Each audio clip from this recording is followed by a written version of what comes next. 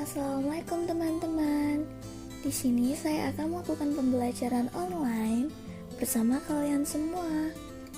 Perkenalkan, nama saya Monika Bunga Yulia dari Universitas Islam Majapahit Mojokerto, Fakultas Ekonomi, Prodi Akuntansi semester 5. Di sini kita akan mempelajari tentang auditing 1, di mana bab 1 berisi tentang pengantar auditing, bab 2 profesi akuntan publik, bab ketiga laporan audit, bab keempat profesi akuntan, bab 5 dan ke-6 kewajiban hukum auditor dan tanggung jawab auditor. Pembahasan bab pertama, pengantar auditing. Pengertian auditing itu sendiri secara umum dapat diartikan bahwa auditing adalah suatu proses yang sistematis untuk memperoleh dan mengevaluasi bukti secara objektif mengenai informasi tingkat kesesuaian antara peristiwa ekonomi dengan kriteria yang telah ditetapkan dan melaporkan hasilnya kepada pihak yang membutuhkan dan dilakukan oleh orang yang independen dan kompeten. Selanjutnya, dalam bab pengantar auditing dapat dilanjutkan dengan materi manfaat auditing, tujuan auditing, dan siklus auditing. Manfaat auditing menurut Willy Susilo, ada beberapa manfaat audit yang dapat dirasakan oleh berbagai pihak, yaitu yang pertama bagi pihak manajemen, yang kedua bagi pemilik modal, yang ketiga bagi auditor, dan yang terakhir yaitu bagi masyarakat umum. Tujuan auditing yaitu untuk menilai kewajaran atau kelayakan penyajian laporan keuangan yang dibuat oleh perusahaan. Untuk siklus auditing dapat dilihat pada gambar berikut ini. Pembahasan bab 2. Profesi akuntan publik memiliki pengertian akuntan independen yang memberikan jasa-jasanya atas dasar pembayaran tertentu. Mereka bekerja bebas dan umumnya mendirikan suatu kantor akuntan. Standar profesional akuntan publik memiliki 5 standar, yaitu standar auditing, standar atestasi, standar jasa akuntansi dan review, standar jasa konsultasi, dan standar pengendalian mutu. Jasa yang diberikan kantor akuntan publik ada 2, yaitu jasa atestasi dan jasa non-atestasi.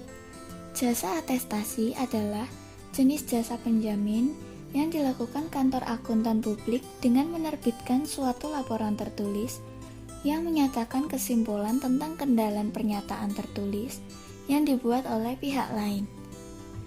Sedangkan jasa non-atestasi terdapat 3 jenis, yaitu jasa akuntansi, jasa perpajakan, dan jasa konsultasi manajemen. Bab yang ketiga yaitu laporan audit. Pengertian laporan audit. Laporan audit merupakan hasil akhir dari proses audit. Dalam laporan audit, maka auditor akan memberikan kesimpulan dari pendapatnya. Dan hasil dari laporan ini yang diandalkan dari para pemakai laporan keuangan untuk membuat suatu keputusan. Fungsi laporan audit. Yang pertama, memastikan kelengkapan laporan keuangan. Yang kedua, untuk memastikan ketepatan. Yang ketiga, meyakini eksistensi. Yang keempat, menyajikan klasifikasi. Dan yang kelima, menyajikan pengungkapan. Opini laporan audit. Yang pertama, wajar tanpa pengecualian. Yang kedua, wajar dengan pengecualian. Yang ketiga, tidak wajar. Dan yang terakhir, tidak memberikan pendapatan. Selanjutnya, bab keempat, profesi akuntan. Meliputi pengertian, penggolongan akuntan secara garis besar, dan prinsip etika akuntan. Pengertian profesi akuntan adalah semua bidang pekerjaan yang mempergunakan keahlian di bidang akuntansi. Penggolongan akuntan secara garis besar memiliki 4 golongan, yaitu akuntan publik, akuntan intern, akuntan pemerintah, dan akuntan pendidik. Dan yang selanjutnya adalah prinsip etika akuntan.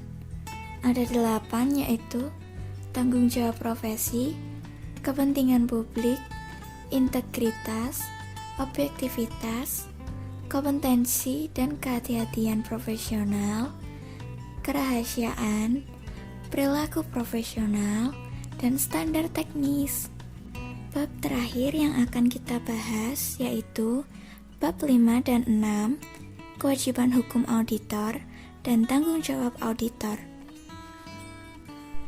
Memiliki pengertian, yaitu kewajiban hukum bagi seorang akuntan publik adalah bertanggung jawab atas setiap aspek tugasnya, sehingga jika memang terjadi kesalahan yang diakibatkan oleh kelalaian pihak auditor. Faktor adanya kewajiban hukum ada 4, yaitu yang pertama, meningkatnya kesadaran pemakaian laporan keuangan akan tanggung jawab akuntan publik. Yang kedua, meningkatnya perhatian pihak-pihak yang terkait dengan pasar modal. 3. Bertambahnya kompleksitas audit. Dan yang keempat, kesediaan kantor akuntan publik untuk menyelesaikan masalah hukum di luar pengadilan untuk menghindari biaya yang tinggi.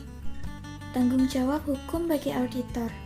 Yang pertama, tanggung jawab untuk melaporkan kecurangan jika terdapat bukti adanya kecurangan. Yang kedua, tanggung jawab untuk mendeteksi pelanggaran hukum yang dilakukan oleh klien.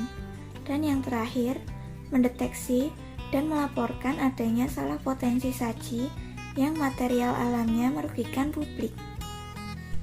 Sumber utama timbul kewajiban hukum dan tanggung jawab auditor. Yang pertama, kewajiban kepada klien. Yang kedua, kewajiban kepada pihak ketiga. Yang ketiga, kewajiban perdata atau pemegang saham. Dan yang terakhir, kewajiban kriminal. Cukup sekian terlebih dahulu pembelajaran online yang saya pandu. Mohon maaf karena terdapat banyak kekurangan. Terima kasih telah menonton. Assalamualaikum warahmatullahi wabarakatuh.